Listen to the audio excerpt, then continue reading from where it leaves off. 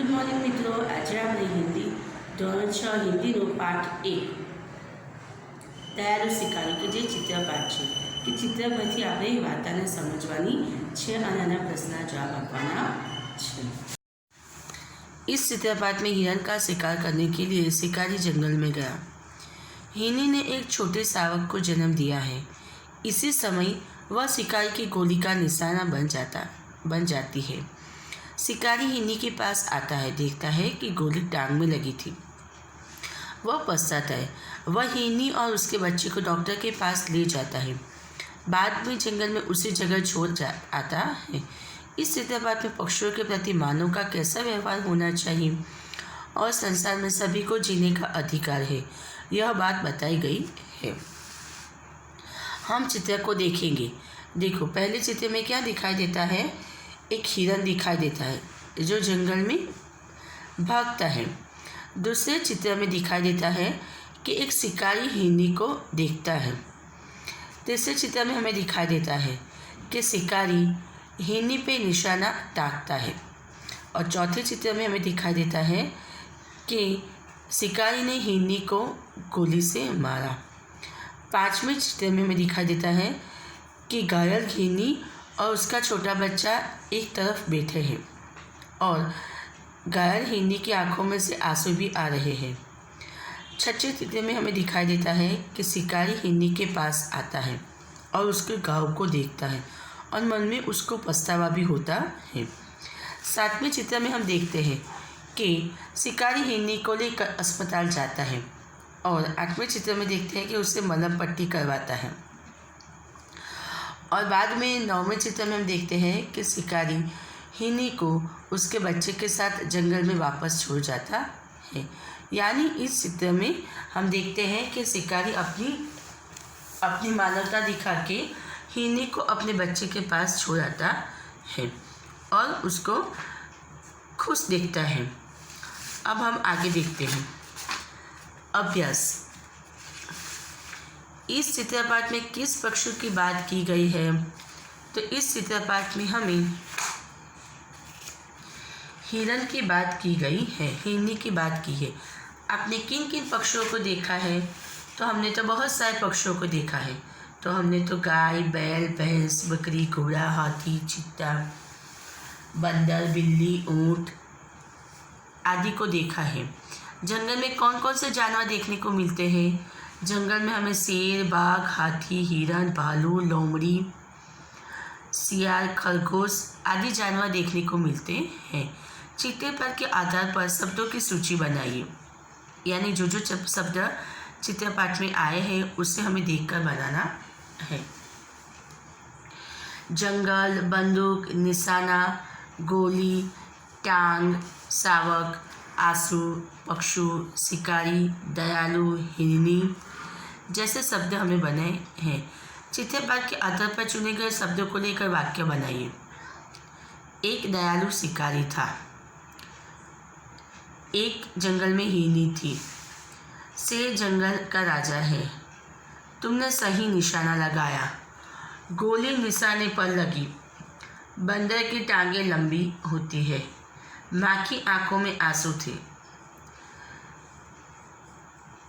शिकारी के पास बंदूक थी।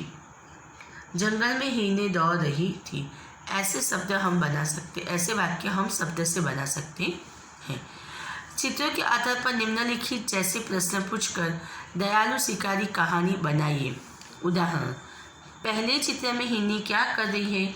तो पहले चित्र में हिरनी क्या कर रही है? तो हिरनी दौड़ रही है। दूसरा, हिरनी जंगल में क्या क्या खाती होगी? हिरनी जंगल में घास और पेड़ पौधे के पत्ते खाती होगी। हिरनी देखने में कैसी थी? तो हिरनी देखने में मोटी ताजी थी। चौथा, शिकारी हिरनी का शिकार क्यों करना चाहता था? तो शिकारी हिरनी का शिकार क्योंकि वो शिकारी मांस खाने के लिए हिरनी का शिकार करना चाहता था। गोली मारने के बाद शिकारी ने क्या किया? गोली मारने के बाद शिकारी ने हिरनी के नज़दीक गया, यानी उसके पास गया। हिरनी के समीप जाकर शिकारी ने क्या देखा? हिरनी के समीप जाकर शिकारी ने देखा कि उसकी टांग में गोली लगी है और वो एक बच्चे को जन्म दिया है।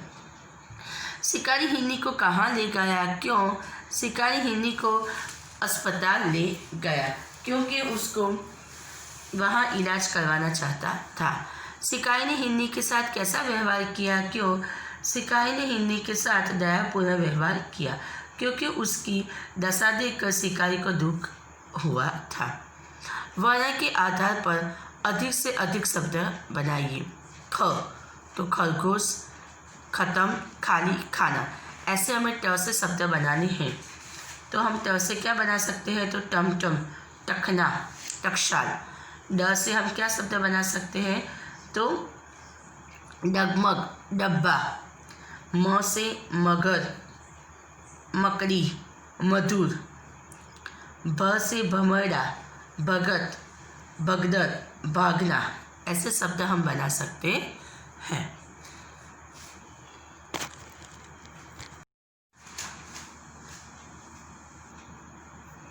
शिकारी हिरनी के पास क्यों गया? अपने विचार लिखिए।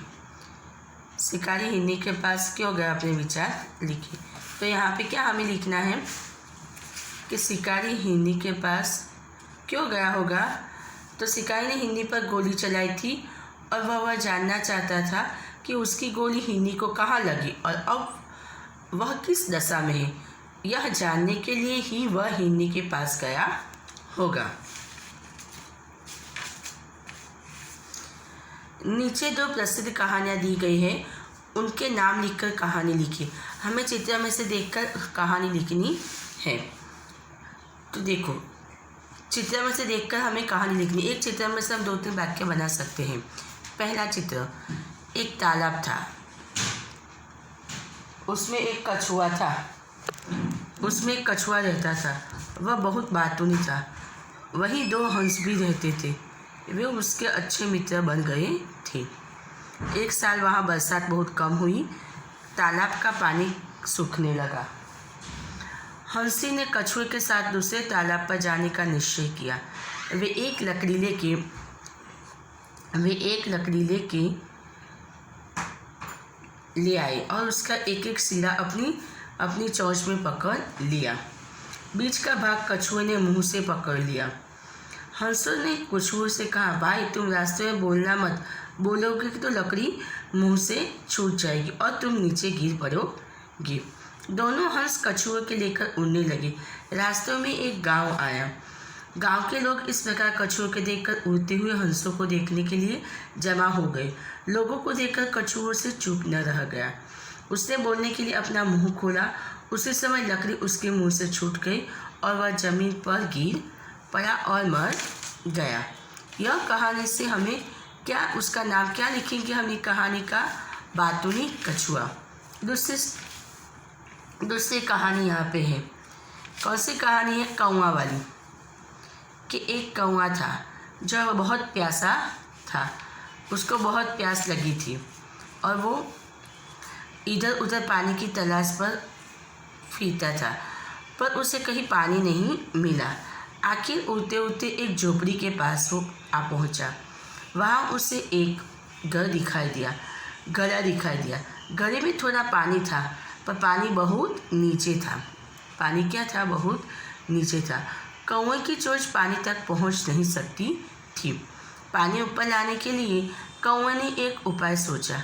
वह आसपास बहुत से कंकड़ पड़े हुए थे।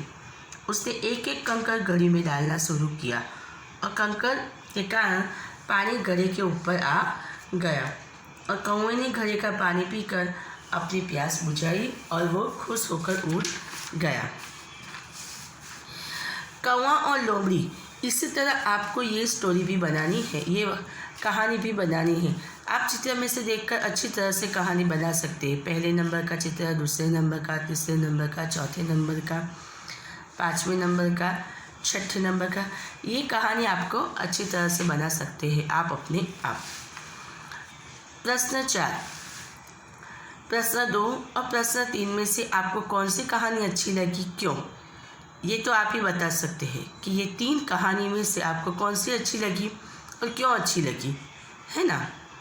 प्रश्न 5, नीचे दिए गए शब्दों को विरोधार्थी शब्द घेरे में से ढूंढकर वाक्य प्रयोग कीजिए। दयालु तो निर्दयी, बहुत तो थोड़ा, स्वस्थ तो अस्वस्थ, खुश तो नाखुश, जन्म तो मरण, बुराई तो भलाई। अब हमें क्या करना है, उसका वाक्य में प्रयोग करना है। तो पहला, दयालु मनोज ने आहत चिड़िया को बचाया। दूसरा, शिकारी निर्दयी होते हैं। मेरे पास तीसरा, मेरे पास बहुत सारे पैसे हैं, उसने मुझे थोड़ा पानी दिया। स्वस्थ, तुम्हारे पापा अब स्वस्थ है ना? अस्वस्थ, उसकी तबीयत अस्वस्थ दिखाई देती है। उसकी तबीयत कैसी है? अब अस्वस्थ दिखाई देती है। ऐसे हमें सब शब्द के वाक्य बनाने हैं। नीचे दिए गए वाक्यों में से संज्ञा है उन्हें रेखांकित कीजिए। संज्ञा यानी क्या कि जो शब्द है, जो नाम है। कहानी में नाम आते हैं, कोई नदी, तालाब, कोई पर्वत या किसी व्यक्ति का नाम या किसी जाति, पूरी जाति का नाम हो, उसे हम संज्ञा कहते हैं। पूजन की परीक्षा 5 बजे तक चलनी थी। तो अब इसमें कौन सी संज्ञा है पूजन में?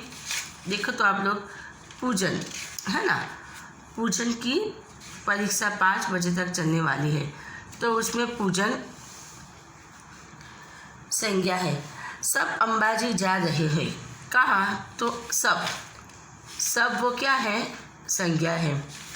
गुलाब का फूल मुझे पसंद है। कौन सा? तो संज्ञा इसमें क्या है? गुलाब का फूल मुझे पसंद है।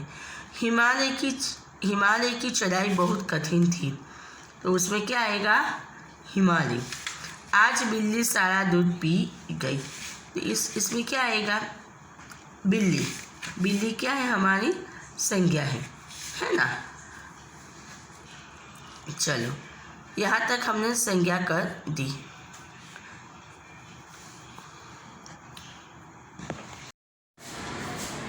गुड मॉर्निंग मित्रों, आज આપણે હિન્દી ધોરણ 6 હિન્દીનો પાઠ 1 દયાલુ શિકારી કે જે ચિત્રપાઠ છે કે ચિત્ર પરથી આપણે વાર્તાને સમજવાની છે અને આના પ્રશ્નના જવાબ આપવાના છે।